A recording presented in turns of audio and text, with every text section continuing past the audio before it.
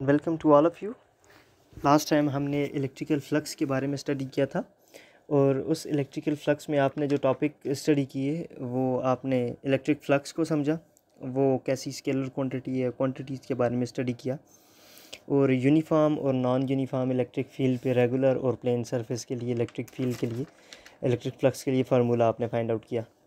आज का जो टॉपिक है ये उसी के बारे में है, इलेक्ट्रिक फ्लक्स के बारे में, लेकिन ये इलेक्ट्रिक फ्लक्स अब हम क्लोज सरफेस के लिए फाइंड आउट करेंगे कि flux linked with close surface ये हम किस तरीके से कैलकुलेट कर सकते हैं। तो लास्ट टाइम आपने देखा था कि यहाँ तक ये वाला फार्मूला हमने ड्राइव कर दिया था। यहाँ पर एक चीज़ समझें कि क्लोज सरफेस किसी भी तरह से हो सकती है। It may be this type, जिस तरीके से एक स्फीयर होता है, जिस पॉइंट से शुरू होता है उसी पॉइंट पर आके टर्मिनेट ख़त्म हो जाता है और एक रिंग सी बनाता है, तो ये क्लोज सरफेस। और ये close surface in the form of cube हो सकती है, जिस तरीके से मैंने ये ड्रा किया। ये close surface in the form of cylinder हो सकता है, ठीक है, ये भी क्लोज्ड है। ये close surface in the form of cone हो सकती है, ये भी क्लोज्ड है। अब देखें, अगर सफ़ियर की बात करेंगे तो सफ़ियर की सरफेसेस कितनी होंगी, तो आंसर है सफ़ियर की वो एक ही सरफेस होती है जो कि पूरी टर्न हो जाती है, ठीक है। सफ़ियर की सरफेस एक ही होगी। जब हम क्यूब की बात करते हैं तो आपको ये पता है कि ये नज़र जो आ रहा है आपको, ये क्यूब की 6 सरफेसेस हैं, 6 सरफेस हैं। एक ये वाली नज़र आ रही है, ये नज़र आ रही है ऊपर, ये नीचे, ये एक सामने वाली और एक इसके बैक वाली, 6 सरफेसेस हैं, ठीक हो गया। अब हमने क्या करना है कि कोई क्लोज सरफेस लेंगे, उस पे एक्सटर्नल इलेक्ट्रिक फील्ड अप्लाई करेंगे जो कि यूनिफॉर्म होगी। उसके लिए हम देखें कि किस तरीके से रिज़ल्ट हम कैलकुलेट कर सकते हैं। हम अगर डायरेक्टली ये वाला फार्मूला अप्लाई करें इस पे, तो हमें जो फ्लक्स है वो नहीं मिलेगा।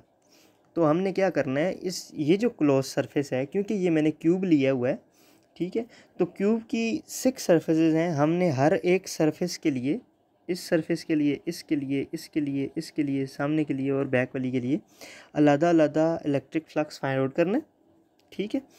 और इन सब का जब हम इंटीग्रेशन कर लेंगे तो हमारे पास टोटल फ्लक्स आ जाएगा। तो अब देखें, ये जो मैंने इंटीग्रेशन का साइन डाला है और इसके साथ एक रिंग यहाँ पर बना दी है, तो रिंग स्टैंड फॉर कि इंटीग्रेशन जो हो रही है वो क्लोज सरफेस के लिए भी क्लोज सरफेस के लिए हो रही है। तो ये क्लोज सरफेस किसी भी टाइप की हो सकती है, ठीक है। अब जब हम क्या करेंगे, इस क्लोज सरफेस को, क्योंकि हमने स्प्लिट करना है, सरफेस को स्प्लिट करना है, हर एक उस सरफेस पूरी एरिया, इस सारे को हमने स्प्लिट करना है, क्योंकि इसकी 6 सरफेस हैं। तो यहाँ पर मैंने लिखा फॉर सरफेस 1 इंटीग्रेशन इस सरफेस के लिए, ठीक है, ये जो नज़र आ रही है इस सरफेस के लिए, ठीक है, ये वाला।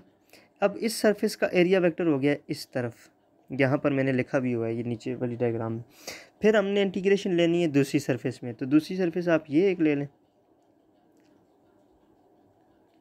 ये वाली दूसरी सरफेस आ गई, इसका एरिया वेक्टर आ गया यहाँ पर, ठीक है। आपको मैंने कल बताया कि एरिया वेक्टर हमेशा जो है वो नॉर्मल टू द सरफेस होता है।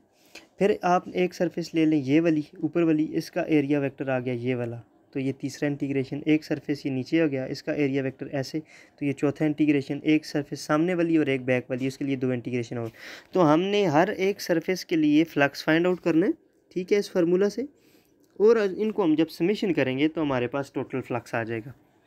अब देखें, अगर मैं इस सरफेस की बात करूं, यहाँ पर देखें ये वाली सरफेस, तो इस सरफेस का एरिया वेक्टर है इस डायरेक्शन में, इलेक्ट्रिक फील्ड भी है इस डायरेक्शन में, तो इनके दरमियान एंगल है 0 डिग्री, तो इसका फ्लक्स हो जाएगा E/A, ठीक है। अब जब आप इस सरफेस की बात करते हैं, ये वाली सरफेस की, तो यहाँ पर एरिया वेक्टर है इस डायरेक्शन में, इलेक्ट्रिक फील्ड की डायरेक्शन है ये, तो दोनों के दरमियान जो एंगल है वो है 180 डिग्री, और आपको 180 cos का पता है, ये होता है -EA। ये हमारे पास 2 के लिए आ गया। जब इसी तरीके से अगर आप ऊपर वाली के लिए और नीचे वाली के लिए करेंगे, क्योंकि ये ऊपर वाला एरिया और नीचे वाला एरिया इलेक्ट्रिक फील्ड के परपेंडिकुलर है, तो ये 0 हो जाएगा। इसी तरीके से जो सामने वाली है और बैक वाली है, उसके लिए भी ये 90 डिग्री एंगल बनाएगा, तो उसके लिए भी 0।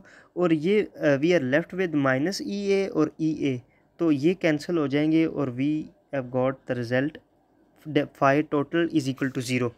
तो यहाँ से आपको ये बात एक समझ आई है कि जब क्लोज सरफेस पे आप electric field line, uniform electric field lines जब क्लोज सरफेस में से पास हो रही हों, ठीक है, तो उसका जो फ्लक्स होता है वो हमारे पास ज़ीरो के बराबर होता है। Remember that electric field charge हमारे पास बाहर है, जो इलेक्ट्रिक फील्ड है वो बाहर से अप्लाई हो रही है।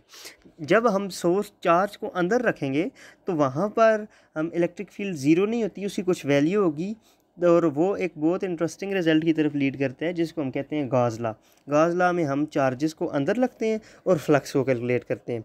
तो ये एक मैंने इसको प्रॉब्लम भी कह सकते हैं, टॉपिक भी कह सकते हैं कि ये एक टॉपिक है।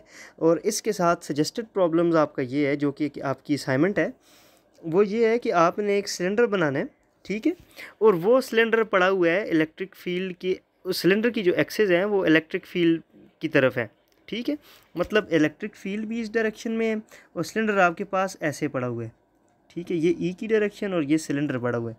अब सिलेंडर क्योंकि क्लोज सरफेस है, इसकी सरफेसेस को देखना है कि सिलेंडर की कितनी सरफेसेस है, ठीक है, उन हर एक सरफेस के लिए आपने फ्लक्स फाइंड आउट करना है और आपने टोटल रिजल्ट बताना है कैलकुलेट करके। ये एक प्रॉब्लम है कि टोटल फ्लक्स क्या होगा, फाई टोटल उस क्लोज सरफेस के लिए कितना आएगा। तो that will be your assignment, और आई होप कि आपको ये क्लियर होगा जी। थैंक यू, अल्लाह हाफिज़।